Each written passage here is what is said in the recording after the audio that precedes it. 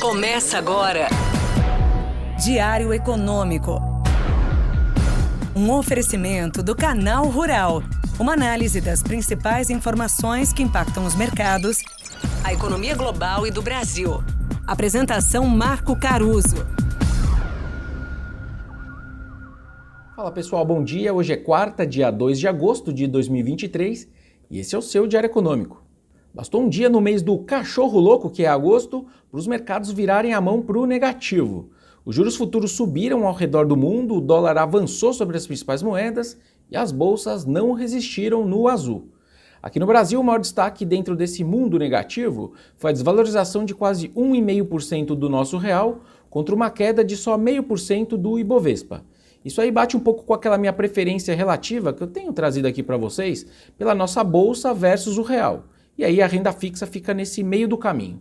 Tem métricas que ainda mostram que a nossa bolsa está com um preço bom, tem métricas que sugerem que o nosso câmbio está um pouco esticado, valorizado, né? Especialmente se você é daqueles que acha que a Selic pode afundar ainda mais do que o mercado já precificou. Mas eu já volto nessa discussão de juros no Brasil. Os gatilhos, então, ontem, para essa piora toda, vieram dos dados do PMI, que eu chamei a atenção segunda-feira e que guardam boa correlação com o PIB e são interessantes por serem mensais e não trimestrais, como é o caso do PIB. Bom, o dia então largou com os números do PMI fraco ali na indústria da China, passou pela contração do mesmo PMI aí da atividade industrial na zona do euro, inclusive pior em julho do que a gente viu lá em junho, e terminou com a manufatura americana querendo melhorar, mas ainda em patamares que sugerem queda da indústria deles.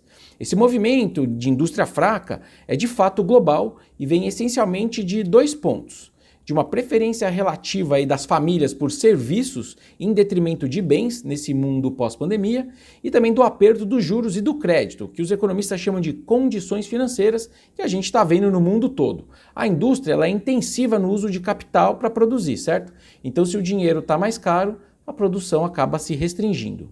Uma região, aliás, que chama muita atenção nessa dinâmica negativa da indústria é a Alemanha, o carro-chefe ali da Europa, né? Os sinais de recessão por lá são bem claros na minha visão. Para terminar essa parte de internacional, outros dois pontos. Primeiro, é interessante dizer que o Banco Central australiano não entregou aquela última alta de 0,25 nos juros que o mercado esperava e que eu comentei segunda também.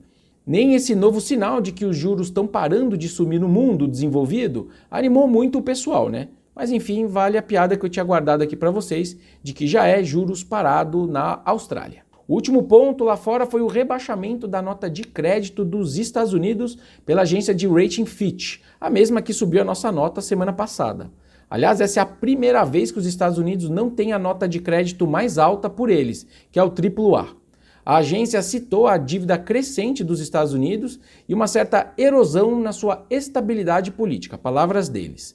Basicamente, eles estão falando dos vários impasses políticos sobre o limite do endividamento público que eles têm lá, sempre com soluções de última hora, o que obviamente acaba corroendo a confiança deles na gestão das contas do governo. Para o Brasil, eu vejo duas implicações para esse rebaixamento. A boa é que, no relativo, os nossos problemas de sempre no campo fiscal acabam ficando menores, digamos assim. E do lado negativo, mostra que a aceitação das agências por bagunças fiscais é hoje em dia menor. E a gente ainda tem um certo acerto de contas nos próximos anos nessas questões fiscais. Mas enfim. Falando finalmente então de Brasil, hoje as atenções são todas para a decisão de juros no final do dia. Eu tenho 0,25 de corte na Selic como cenário base por três razões simples. A primeira é que a desancoragem das expectativas de inflação é hoje a maior comparada a qualquer ciclo de corte de juros em 2 décadas. A segunda é que a comunicação do Copom recente, citando a palavra parcimônia ao falar de cortes de juros, é consistente com uma redução de 25 pontos base, olhando aí para a história. E também começar conservadoramente o ciclo de corte aumenta a chance de sucesso, tanto na estabilidade dos preços quanto na estabilidade da atividade econômica.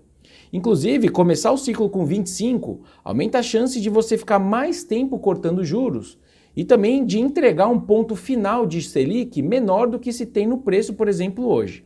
Essencialmente porque você pode precisar de um ciclo de cortes maior para compensar todo esse tempo de juros altos. Mas enfim, vamos ver, sai hoje à noite. Por hoje é isso, turma. Bom dia, bons negócios, sorte sempre e agora com mais pique. Você ouviu? Diário Econômico. Um oferecimento do Canal Rural. Uma análise das principais informações que impactam os mercados, a economia global e do Brasil. De segunda a sexta, às 6 da manhã, no Spotify e YouTube.